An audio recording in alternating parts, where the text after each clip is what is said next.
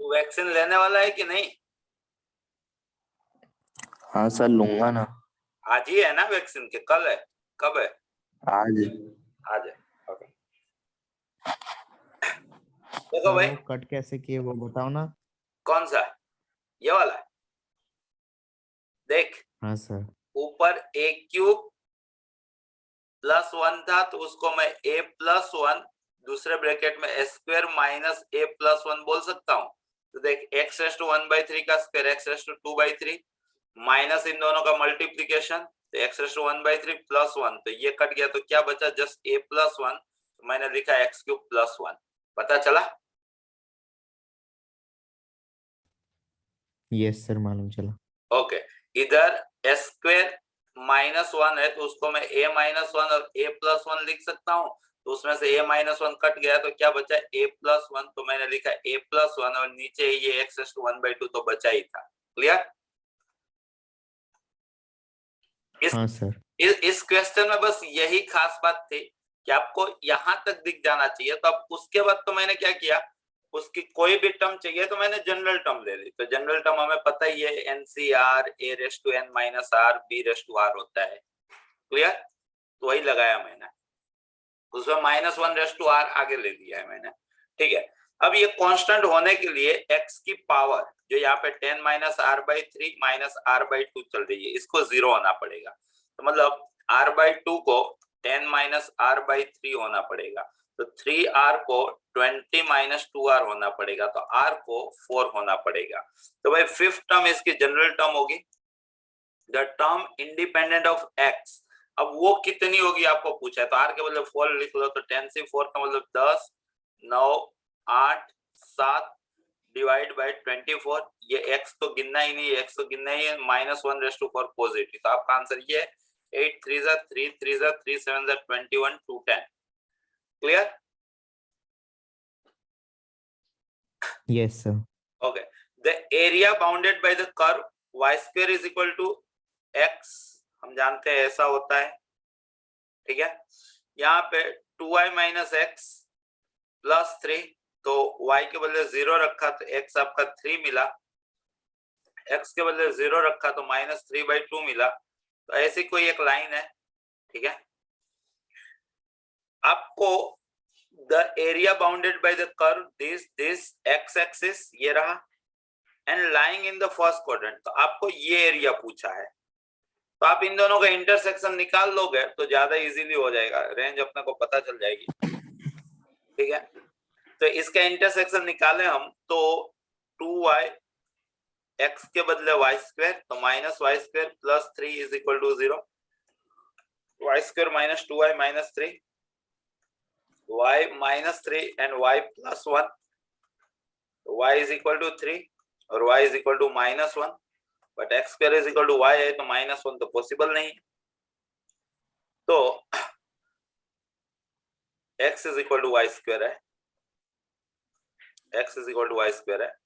ठीक है तो स्क्वायर नेगेटिव होगा नहीं तो y square x is equal to 9 तो अपने को पॉइंट मिल गया है 9,3 ये जो पॉइंट है ये है 9,3 तो दो वे से हो सकता है इसका आप यहाँ पे प्रोजेक्शन ले लो पैराबोला का इतना आप गिन के उसमें से राइट एंगल माइनस कर लो या तो सबसे आसान जो मुझे लगता है वो ये लगता है y के रेफरेंस पे। ठीक है 0 से 3 तक पहला माइनस दूसरा तो पहला है आपका y स्क्वायर माइनस दूसरा है आपका 2y प्लस 3 जस्ट आपको ये गिन देना था। ठीक है y स्क्वायर का हो गया y cube by 3 minus 2y का हो गया y स्क्वायर माइनस 3 का हो गया 3y और रखना है 0 से 3 रख दो 27 का आधा 9 -9 0 रखने से 0 तो आंसर 9 होना चाहिए था। देख लो क्लियर? 82 यस 82 रिपीट बोल सकते हो आप इसको लेट tn आपको tn प्लस 1 माइनस tn जो है वो 1 नहीं है 10 है। तुरंत मेरा ध्यान यहाँ चला गया। ठीक है और tn क्या है ट्राइंगल n प्लस 1 में से ट्राइंगल बनाना हो तो 3 चाहिए n में से ट्राइंगल बनाना हो तो 3 चाहिए इज इक्वल टू 10। आप चाहो तो इसको nc2 प्लस NC3 बोल सकते हो। क्यों? क्योंकि ऊपर से वो नीचे पड़ोसी बीच में प्लस हो तो ऊपर एक बढ़ जाता है, नीचे जो बड़ा होता है वो माइनस NC3 आपका 10 चल रहा है, ये कट गया। ये शुरुआती दिनों में किए थे सेम क्वेश्चन। ये n माइनस 1 20 20 का मतलब 5 इंटू 4 तो n आपका 5 मिलेगा। क्लियर है? देखो Yes. कॉम्प्लेक्स नंबर आर्ग्यूमेंट बतानी है 1 plus Z over 1 plus Z bar. Z is a complex unit modulus, mod Z 1 है तो मॉड जेड का स्क्वायर 1 होगा, तो जेड इंटू जेड बार 1 होगा, तो जेड बार के बदले भाई 1 अपन जेड लिखेगा, तो यहाँ पे 1 अपन जेड। एलसीएम लेंगे तो क्या बचेगा? जेड। तो मतलब आर्ग्यूमेंट ऑफ जेड पूछा है, जो क्या देके रखा है? थीटा। ठीक है, आर्ग्यूमेंट कितनी है? थीटा, तो थीटा का क्या आंसर आएगा? थीटा। क्लियर? सर ये वापस बताओ ना। यहाँ पे कंडीशन दिए, जब भी ये वर्डिंग आ जाए, कौन सा वर्डिंग? Unit modulus. अगर यूनिट मॉड्यूलस दिखता है ना तो उसका एक ही मतलब होता है, क्या मतलब होता है? z इज इक्वल टू 1 अपन जेड बार। कैसे? तो यूनिट मॉड्यूलस का मतलब z का मॉड्यूलस कितना है? 1 है। तूने स्क्वायर ले लिया तो z स्क्वायर कितना हुआ? 1। वेक्टर तो तू मेरे से पढ़ा है ना, वेक्टर में हम लोग लिखते हैं मॉड u बार का स्क्वायर 1। अब u बार का स्क्वायर के लिए हम क्या लिखते हैं? u bar dot u bar is equal to 1, ऐसा लिखते हैं। वैसे ही कॉम्प्लेक्स नंबर में मॉड z के स्क्वायर को हम लिखते हैं z इंटू जेड बार। क्यों? क्योंकि z a plus i b है, z बार होगा a माइनस आई बी। अब इन दोनों को प्रोडक्ट करेगा तो एक a प्लस बी, दूसरा a minus b, s square minus b square, और आई स्क्वायर अपने आप -1 होता है, तो ये हो जाएगा s square plus B square. z into Z bar, जिसको तू मॉड्यूलस z का स्क्वायर बोल सकता है। ठीक है, तो अगर मोड z 1 तो मोड z स्क्वायर 1, तो मोड z स्क्वायर का मतलब z इंटू जेड बार कितना होगा? 1। यहाँ से z बार को तू लिखेगा 1 अपन z। पक्का? Yes sir. ओके, अब देख, तुझे पूछा है 1 plus Z over 1 plus Z bar. Z bar के बदले तू लिखेगा 1 अपन जेड। एलसीएम लेगा तो Z into 1 plus Z over 1 plus Z cut गया। तो तुझे अल्टीमेट क्या पूछा है? आर्ग्यूमेंट ऑफ जेड, जो दे के रखा है कि आर्ग्यूमेंट कितनी है? थीटा। तो आंसर क्या आएगा? Theta. Clear? Yes sir. Okay, Yeah. Next 84। ABCD is a trapezium such that ABCD are parallel, दो पैरेलल दे के रखा है।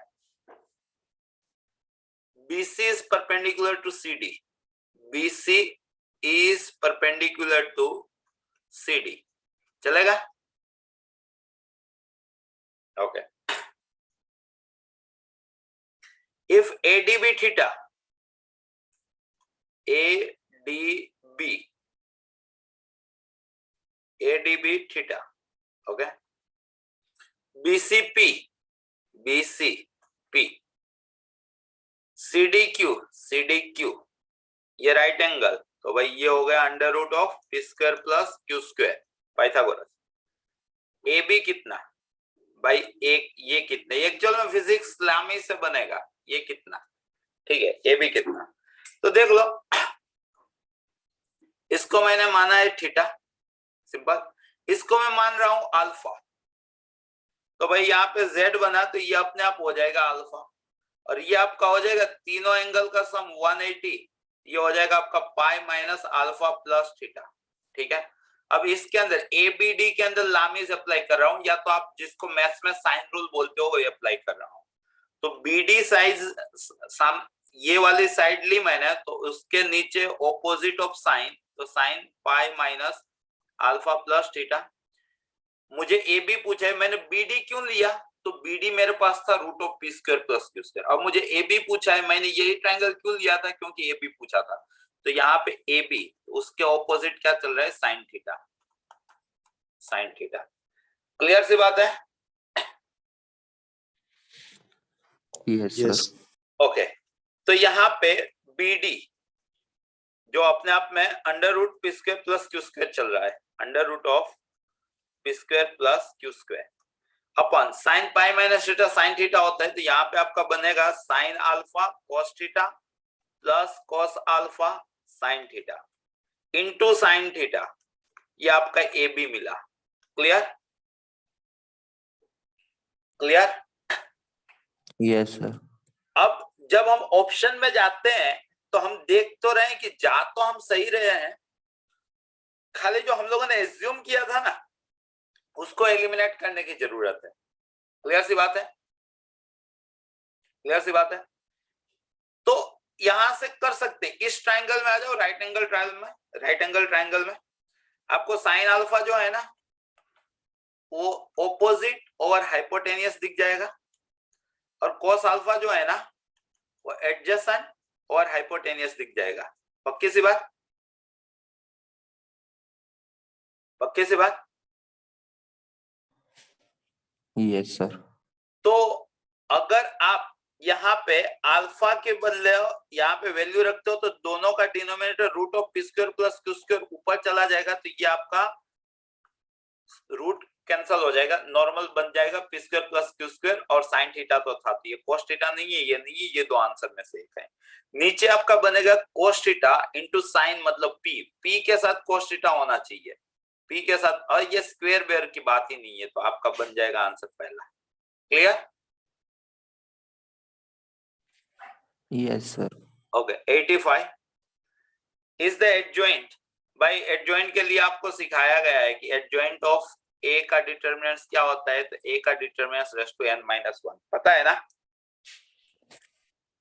ये 3 क्रॉस 3 है, ये 3 क्रॉस 3 है, तो p का डिटरमिनेंट क्या होगा?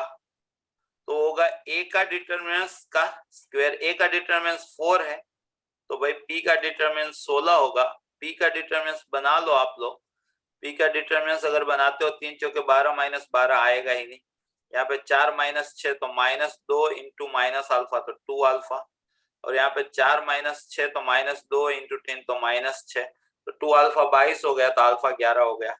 Clear? Yes sir. 86 the intercept on x axis made by the integral made by tangent. अच्छा आपको y दे के रखा है 0 to x mod t, लिबनिट्ज आजकल हर जगह घूमे जा रहा है, तो dy by dx आपका हो जाएगा, यहाँ पे देखने जाओ तो mod x लिख सकते हो आप, इसको नॉर्मली mod x लिख सकते हो, ठीक है?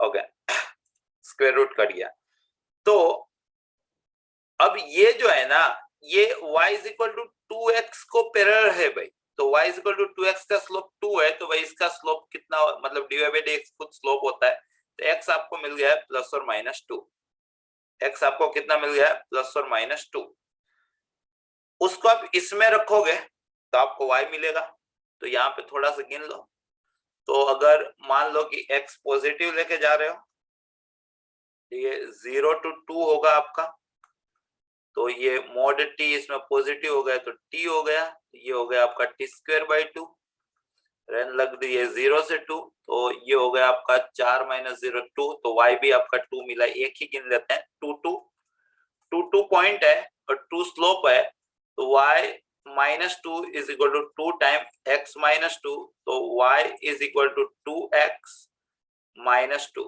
ये आपका, इसका आपको क्या पूछा है, the intercept on x axis, x intercept, तो y के बदले आप 0 रख लो, तो 2x इज इक्वल टू 2, तो x is equal to 1, x is equal to 1 वाला आंसर है आपका। क्लियर? यस।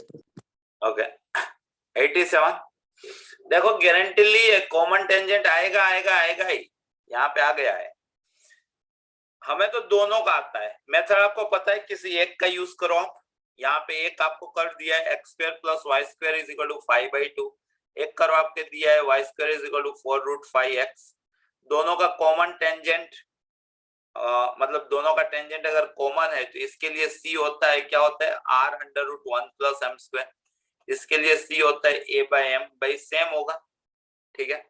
इसका r है √5/2, यहाँ पे √1 + m² इज इक्वल टू, यहाँ पे a है √5, 4a is equal to 4√5, a है √5 अपन m, ठीक है? अब हम लोगों ने क्या किया, स्क्वायर कर दिया, √5 काट दिया, स्क्वायर कर दिया, यहाँ पे 1 + m²/2, यहाँ √5 चला गया, ये हो गया 1/m², in short m4 + m² -2 is equal to 0। अब यहाँ पे डिट्टो ये चीज नहीं दी है, तो मतलब अगर ये राइट होता है ना ये भी राइट होता है ना तो भी नॉट करेक्ट जाएगा, अगर डिट्टो यहाँ पे छाप के देते तो करेक्ट जाता। ठीक है, ये इस टाइप का क्वेश्चन आ चुका है पास्ट में। इसका सोल्व कर लेते हैं। ये m² + 2 ફરીકોને એક્સપ્લેન એમ નથી એ હા અત્યારે તમે બોલ્યા એ ફરીકોને કરેક્ટ જો અહીંયા જે સમીકરણ આવે ને એ જ સમીકરણ જો અહીંયા આપે ને તો એનો ઉપયોગ કરીને આપણે આ લઈ ગયા હોઈએ તો સાચું કારણ છે, પણ અહીંનું સમીકરણ ને આ સમીકરણ અલગ અલગ હોય તો ભાઈ સાચું કારણ નથી।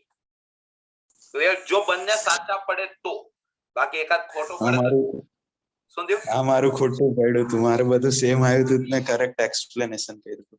હા તો એ રીઝન ખબર પડી ગઈ ને, આની પહેલા તો આવી ગયેલું છે કદાચ। તો m² + 2 and m² - 1 = 0, सो ये तो पॉसिबल है नहीं। तो m² = 1 यहाँ पे रख लेते हैं, तो 1 - 3 + 2, भाई बात सही है, बात सही है। m² = 1 तो m के बदले 1 रख लेते हैं, तो y = mx + a/m, उसमें a के बदले √5 और m के बदले 1 रखते हैं, तो y = x + √5। ये भी बात सही है, लेकिन ये जस्ट एक थर्ड पार्टी इक्वेशन दिया है कि जो m की कंडीशन को सेटिस्फाई कर रहा है, ऊपर वाली चीज इससे नहीं बनी है। ठीक है, तो नॉट करेक्ट। नेक्स्ट 88, क्या रद्दी पूछ लिया यार। If y = sec of tan inverse √x, चाहो तो आप यहाँ पे बना सकते हो, ये x है, ये 1 है, तो ये √1 + x² हो गया, इसको आप sec इनवर्स √1 + x² बोल सकते हो। आगे है sec, तो ये हो गया √1 + x²। उसका अगर आप डिफरेंशिएट करवाओगे तो सेकंड नॉर्मली चल रहा है, तो 1/2 √1 + x² और x² का 2x, 2 कट गया, x के बदले आपको रखना है 1, तो 1/√2। क्लियर? क्लियर है भाई? Yes sir. Yes sir. Okay, last के दो ये भी 11th में कर चुके होंगे।